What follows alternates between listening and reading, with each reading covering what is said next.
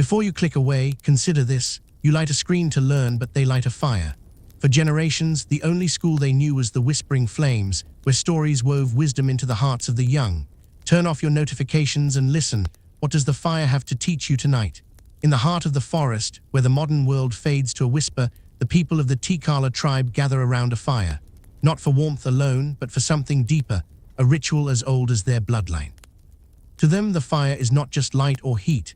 It's a living teacher, a bridge between the seen and unseen. Every night, as the stars emerge, they sit in a circle, their shadows merging with the darkness. The fire crackles and the stories begin. These are not mere tales of heroes or myths of gods. They are lessons carved into the rhythm of the flames, lessons about how to live, how to listen, how to belong. For the T'kala, the fire is their university, their library, their church.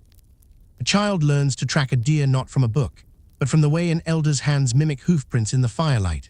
A mother learns which roots heal a fever not from a screen, but from the songs her grandmother sings as the embers glow. In a world obsessed with speed and progress, the T'kala remind us that wisdom is slow, patient, born from the dance of flames. But what is it about the fire that makes it such a powerful teacher? What secrets does it hold that a screen could never reveal? To the T'kala, the fire speaks, not in words but in patterns. The way a flame bends to the wind teaches patience.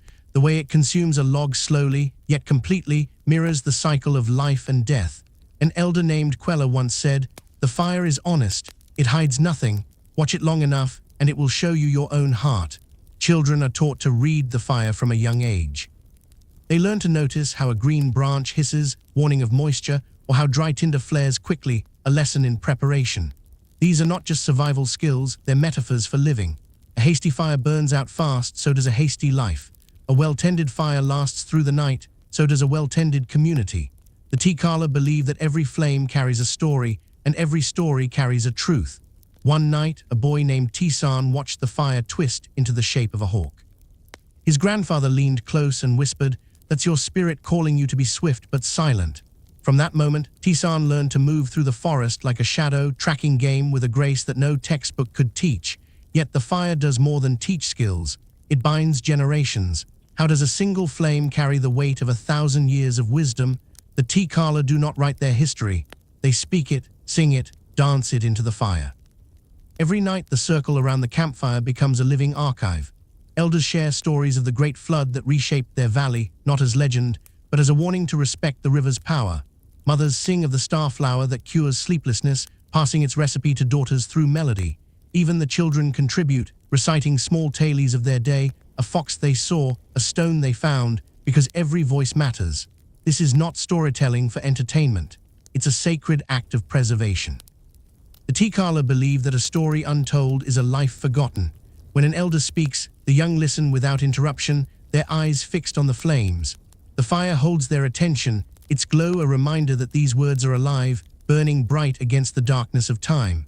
In our world, we scroll past knowledge, distracted by notifications, but for the T'kala, the fire demands presence. To listen is to honor. To speak is to keep the past alive. But what happens when the stories turn to pain, to loss, to the shadows of life? How does the fire teach us to face what we fear?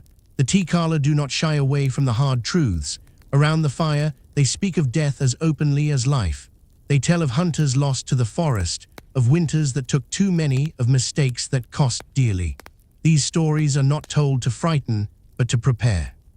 The fire, they say, is both creator and destroyer. It warms the body but can burn the hand that strays too close. So too is life. One story, told only on moonless nights, speaks of a hunter named Viran who ignored the fire's warning. He built his blaze too high, too fast, and it spread to the forest, taking his home. The lesson? Pride consumes like an untamed flame. The children who hear this story learn not just to tend a fire, but to temper their own ambitions, to respect the balance of the world. This is the fire's deepest lesson. It does not judge, but it reveals. It shows the T'kala their own fears, their own flaws, and in doing so teaches them courage. To sit with the fire is to sit with truth, unfiltered and raw. Yet the fire is not only a mirror for pain, it's also a source of joy. What does it teach about the moments that make life sing? The T'kala know that life is not all struggle. Around the fire, they celebrate. After a successful hunt, they drum and dance, their shadows leaping with the flames. The fire becomes a stage, its light amplifying their joy. A girl named Elzara, barely 10, might stand and sing of the river where she caught her first fish. The circle claps, the fire crackles, and for a moment the world is perfect. These moments of joy are as sacred as the lessons of loss. The T'kala believe that happiness, like fire, must be tended. It must be shared, fed with laughter and song, or it fades. The fire teaches them to seize these moments, to let them burn bright in the heart. In our world, we chase happiness through screens, through things. But for the T'kala, joy is found in the circle, in the warmth of faces lit by flame. But how does this wisdom endure in a world that changes faster than the seasons? What does the fire teach about time itself? To the T'kala, time is not a line but a circle, like the one they form around the fire.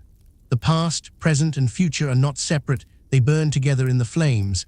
An elder's story of a long-ago hunt is not history, it's a lesson for today, a guide for tomorrow. The fire teaches that time is not something to conquer, but something to inhabit fully. In our world, we race against clocks, always chasing the next moment.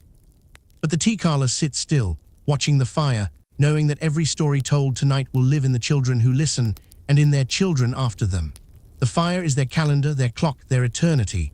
It reminds them that to live well is to live now, fully present, fully alive. So what can we take from the fire's lessons? How can its ancient wisdom light a path for us today? The T'kala believe that every person carries a fire within, a spark of wisdom, of courage, of joy. To live well is to tend that fire, to feed it with stories, with connection, with presence. In a world of screens and noise, we've forgotten how to sit still, how to listen to the flames within us. But the T'kala show us another way. Imagine sitting in their circle, the fire's warmth on your face, an elder's voice weaving a story that feels like it was meant for you. You don't need a forest or a tribe to find this. You need only a moment of quiet, a moment to listen to the spark inside. The fire teaches us that wisdom is not out there, it's here in the stories we share, in the moments we choose to be present. As the T'kala say, the fire does not care who you are, it only asks that you listen. So tonight, turn off your notifications, light a candle or imagine a fire. What story is waiting to be told? What wisdom is waiting to be heard?